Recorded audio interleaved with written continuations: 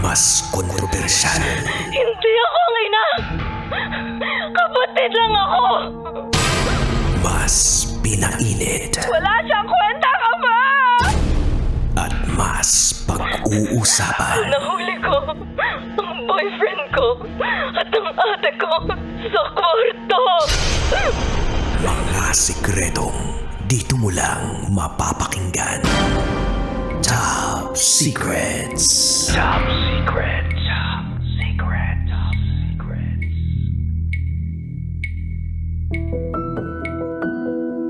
Hi Kabisyo, it's me DJ Rakitera. Oo, nakaprograma pa rin tayo ngayon.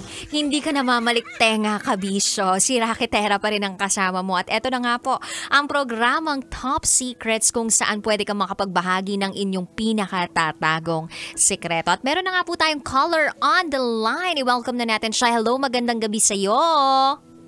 Hello po, magandang gabi po, DJ. Anong DJ pangalan ko? DJ Rakitera. Ayun, nakala ko iba yung babanggitin mo eh. Okay, anong pwede naming itawag sa'yo? Tawagan niyo na lang po ako sa pangalan na Gabo. Gabo? Oy, Gabo, tagasan ka? Taga Binangonan, Rizal po. Taga Binangonan, Rizal si Gabo. Ilan taon ka na, Gabo?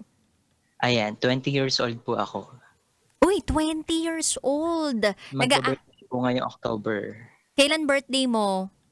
October 4 po. Uy, advance happy birthday sa'yo ha. Nag-aaral ka pa rin ba hanggang ngayon? For now po, tumigil po kasi financial problem po. Pero sa January po, babalik po ako sa pag-aaral. Uy, magandang balita yun. Anyway, Gabo, from Binangonan, Rizal. Hindi na ako magpapaligoy-ligoy pa, ha? Ikaw ang pinakabata yatang tumawag sa akin ever, no? 20 years old. Ano ang top secret mo?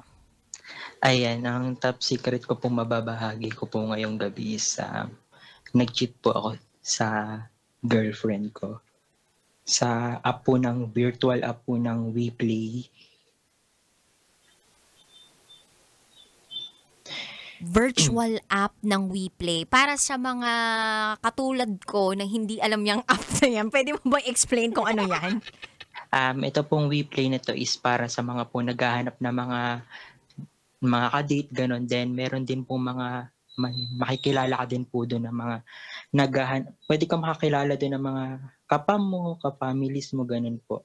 Makakabuo po kayo ng family doon. Lahat po ng mga siguro yung mga laro nandun na rin po lahat.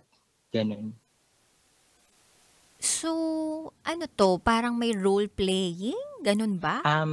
Hindi po, para po siyang dating apps. Dating app? So, kung naghahanap ka ng asawa, pwede ka makahanap doon? Ganun ba? Yes po, kasi marami po mga trippings po doon. Uy, ano tong trippings na to? Ano to? Parang namimili ka lang ng bahay? Ganun ba yun? Hindi po, parang yung trippings po na sinasabi ko, yung parang pwede ka po naman trip, ganun lahat po ng mga yung parang hindi ka seryoso, tapos seryoso ka naman din, ganun. Kumbaga yung pala yung tawag doon. Iba't iba yung trippings. Kumbaga iba-iba yung intensyon ng mga taong nandun. Opo. Okay. Sige. So, ilang taon na kayo ng girlfriend mo? Wala pa po kaming taon, pero nag 2 months po kami nung yung mansari po namin isang May 1, 2024. This year lang po. Okay. So, 2 months. Parang hindi naman 2 months yun. Okay lang kung medyo iniiba mo yung date kasi baka mamaya, di ba, mabisto ka talaga kung sino ka. Sige. Okay lang yan. Dito alam mo dito sa programang ito, sige pagbibigyan namin kayo dun sa mga dates na yan. Kasi nga, alam mo na yan, yung mga ganyang klaseng date, crucial yan eh. Pag nalaman ng iba na yun yung date anniversary o kaya mansari ninyo, kilala ko to, diba? Sige, sasakyan kita dyan. Okay, Gabo, eto na. Ayan. Hindi naman kayo masyadong katagalan nitong girlfriend mo. Ang tanong ko sa'yo, bakit ka nagloko sa kanya?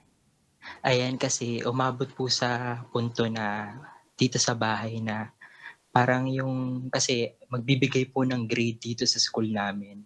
Then after po nun parang parang nagkaproblema po ako kung paano ko mapapakita sa parent ko kung ano po yung magiging result ng grade ko. Pero yung result po ng grade ko is maayos naman po. Pero hindi ko lang po alam kung paano ko po ma-delivered sa parent ko yung grade ko, kung paano ko mapapakita, ganun po. Then after po nun, inopen ko po to sa girlfriend ko na pangalanan ko na lang pong Sky sa Weebly, ayan. And then sa totoong buhay, Christine. Ayan, umabot po sa point na nagkakalabuan po kami kasi nadamay po siya dito sa problema ko. Wait lang. Etong tinutukoy mong girlfriend mo ay nakilala mo rin sa WePlay? Opo, sa WePlay po. Then, naging girlfriend ko rin po sa totoong buhay. Okay. So, kumbaga, naghahanap ka talaga ng jowa mo dati sa WePlay. Opo. Okay, Doon po ako naghahanap. tapos eto na si Christine o Sky. Opo. Tapos nung nag-share ka sa kanya, parang hindi ka niya Nadamay po siya. Ganun. nadamay siya. Paano nangyaring nadamay tong jowa mo? Ayan, nung August 18, 10:28 PM po ng gabi, nag-chat po siya ng, "Mahal, kumusta po dyan?" Nag-reply naman po ako, sabi ko, "Okay naman po." "Sure ka?" Sabi niya ganun. Sabi ko, "Opo, I'm okay, don't worry." Then, reply naman po niya, "Ba't hindi ka nag-chat? Sinisigurado ko lang hindi ka kasi nag-chat." Then sabi ko naman po, "Wala po, baka busy po ikaw. Ayaw ko po maka-istorbo." Parang nabaliktad nga, parang nanggigil trip, ganun. Then yung reply naman po niya, "Lagi naman akong may time sa'yo." Sabi niya ganun. Sabi ko naman po, salamat naman kung ganun. Then ito po yung sabi niya na mas malala. "Ang pangit naman, yun pala yung dahilan kung bakit hindi mo ko chinachat. Dahil lang din pala sa akin kasi akala mo busy ako." Then sabi ko naman po, "Opo, akala ko busy ka." Then yung chat naman niya, "Okay, sorry. Kung akala mo busy ako, hindi naman ako busy. Naghihintay lang ako ng chat mo. Baka ayaw mo lang talaga akong makausap kasi alam mo naman na never ako nawala ng time sa'yo kahit busy ako." Then yung reply ko naman po is, "Akala ko lang po baka hindi mo ko ma-replyan dito." Then sabi niya, "Hi, okay. Ano nang gagawin mo ngayon? Alam mo na hindi ako busy." Ano Ito po sabi yung mo? "Aayain ka mag-ML," sabi ko pong ganun, "or mag-usap dito sa Messenger." Sabi ko pong ganun. Sabi niya naman, "Sure ka ba na hindi ka mapipilitan dyan? Baka nakaka-istorbo na ako sa'yo." Sabi ko naman po, "Hindi." Then, pagpatak po ng 10:50 PM, August 18 pa rin po ng taong kasalukuyan ngayon. Tapos ganyan yung replyan mo sa akin. Ewan ko na lang po, saan kahit hindi ma-assure mo ako na interested ka din kausapin ako. Kasi parang lagi na lang ako naghahabol sa'yo talaga kahit sa pag-uusap. Then yung reply ko naman po sa kanya, "Oo naman po, alam mo naman na may problema ako. Kaya sana mag-gets mo yung reply ko po sa'yo. Pero never naman po ako mawawala ng gana sa'yo." Sabi kong ganun. Taray, nagpopopo po kayo sa isa't isa, ha? Parang magulang lang, no? Pag talaga may away, no? Parang yung napakahalaga nung salitang po sa mga sentences o kaya sa mga tanong, 'di ba? Pag normal 'yan sa mga magkakarelasyon, yung parang kumain ka na po, 'di ba? Parang ginagalang mo talaga kahit na parang deep inside gusto mo nang sampalin, gusto mo nang suntukin, kurutin, 'di ba? Yes, parang ganun nga. Pero itong girlfriend mo, imbes na samahan ka doon sa pinagdadaanan mong problema, biglang naghahangad pa siya ng atensyon mula sa iyo. Or parang gusto niya na mag-take ka ng initiative para kausapin siya. Kasi nga parang nawawalan ka na ng time para sa kanya. Ganon yung gusto niyang ipahiwatig sa'yo. So dahil dun sa naramdaman mong yon na parang hindi ka naman niya nasusuportahan at natatagpuan doon sa lowest moment of your life, bigla na lang natagpuan mo ba yung sarili mo na nandun na naman ulit sa WePlay na app na sinasabi mong dating app na para makapaghanap ng libangan. Ganon ba yun? Hindi po. So paano nangyari na napunta ka na naman doon sa lugar na iyon? Sasabihin ko po, parang inopen ko po ulit siguro yung app na yon, ganun. Then, nung hindi po kami okay,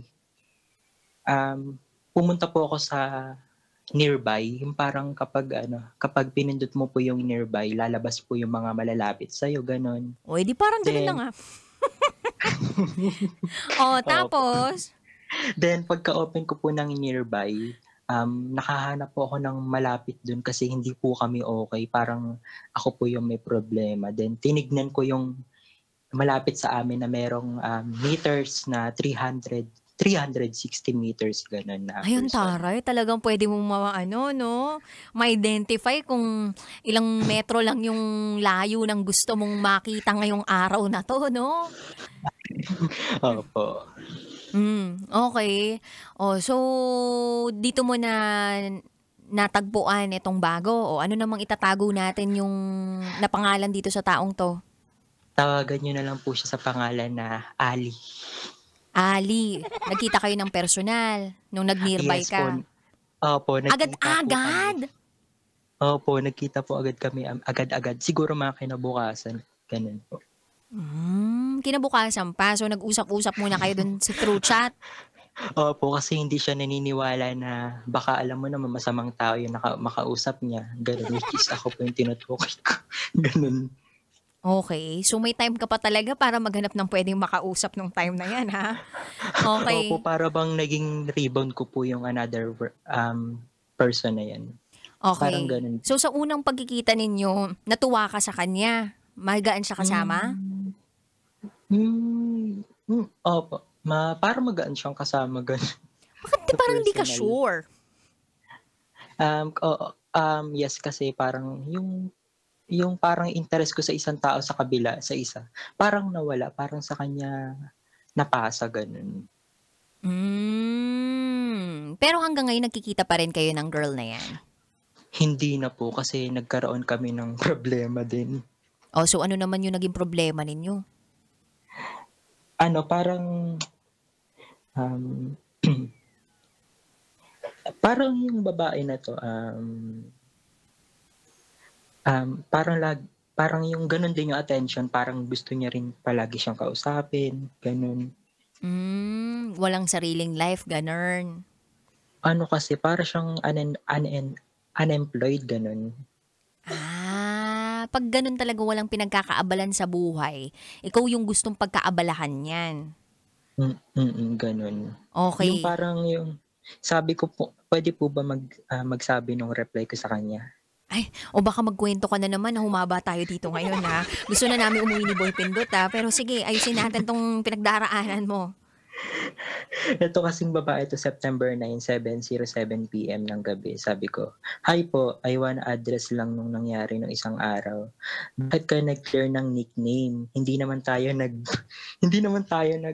naghiwalay ganun kasi baka akala mo hindi na kita kakausapin. Nagpapalamig lang ako." Sabi kong ganun sa kanya. Anong reply? Yung reply niya, nagpapalamig, sabing ganun. Then yung sabi ko naman, sobrang galit ako nun kasi naman kesa naman may masabi akong iba, sabi ko naman ganun sa kanya. Then yung reply niya naman, "Ilang araw kang walang paramdam. Ang sakit kaya, Gabo. Yung akala ko ikaw na talaga pero hindi pala, sasaktan mo din pala ako. Paano kita sinaktan doon? Physically, hindi nga kita sinasaktan physically." Sinabi mo yon? Sa chat po. Anong sagot? Then, hindi ko naman sinasabing physically, ganun. Yung damdamin Then, kasi niya yung nasaktan mo. Opo. Parang ganun. Kasi parang naging manipulative, sad girl siya sa part na ganun. Alam mo, ang mga babae, gusto namin ng atensyon kahit papano. Ayaw namin naman din na nagde-demand kami. So kung gusto mo, humanap ka ng lalaki na hindi masyadong emosyonal. Ganun. Ganun na. Oo. Kumbaga kahit papano, kung tama naman yung atensyon na yun na ibibigay, parang hindi naman na kayo masyadong magde-demand. Kaya lang ang problema kasi, Gabo, yung itong mga pinasok mo, sobrang bibilis eh. Pinasok mo na ba lahat? Hindi naman po lahat. Hindi naman po lahat. Okay, sige. So, kumbaga, dalawa to. So, hindi ka na nakipag-usap dito dun sa pangalawang na-meet mo sa app na yon. O pinutol mo na Wala yung na kaming relasyon? communication.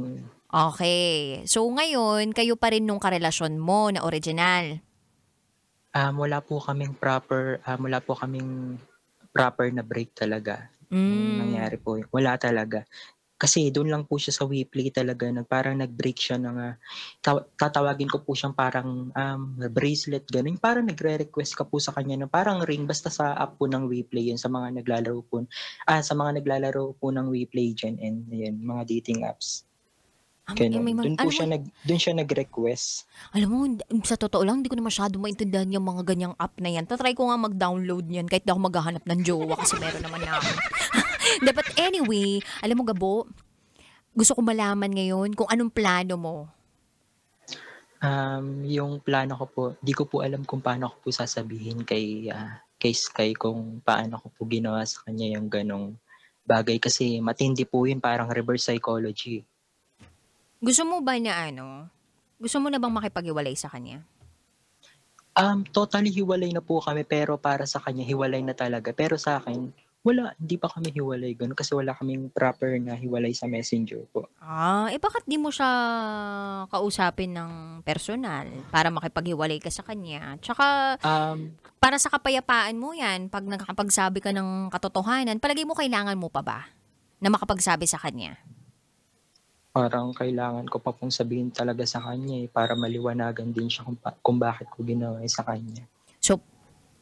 So palagay mo ba, excuse mo na hindi mo siya nasuportahan, hindi kanya nasuportahan at parang naging parte siya ng problema kaya nagloko ka sa kanya, palagay mo katanggap-tanggap yun?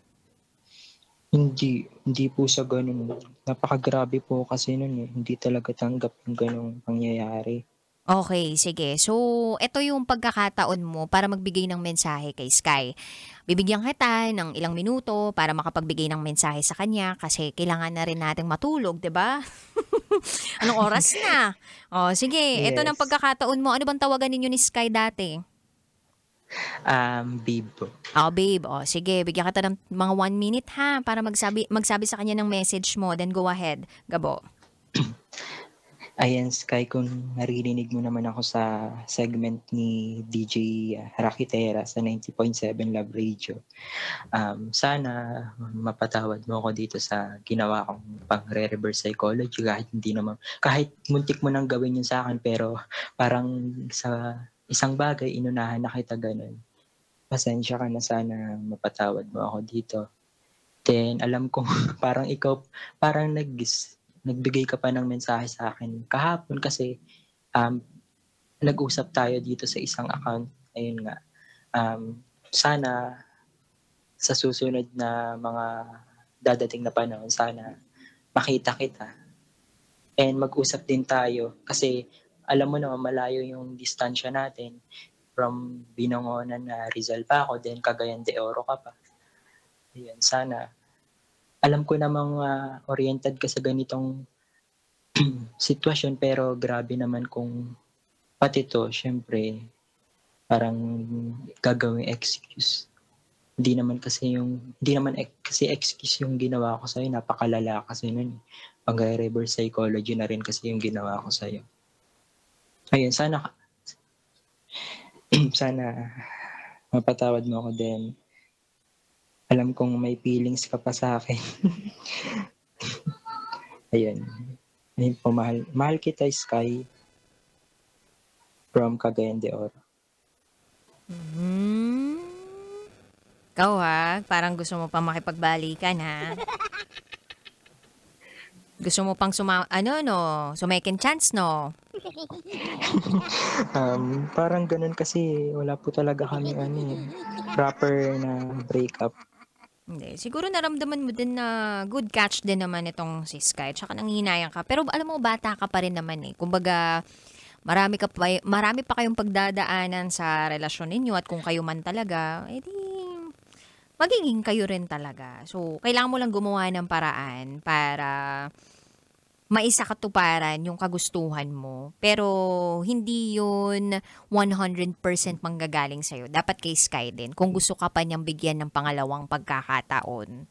So at least alam mo, aminado ka sa sarili mo na meron kang nagawang kasalanan at nagkamali ka. At yun ang importante doon. So maraming salamat Gabo sa pagtawag ha. Sana kahit papano yung gumaan ang yung nararamdaman. Magpapaalam na tayo. Thank you ha. Thank you. Thank you po, DJ Ayan. Rakitera. Magandang gabi sa inyong lahat. Ayun. This is Top Secrets. Bye guys! Kailangan pa bang i-memorize yan? Love Radio. Basic!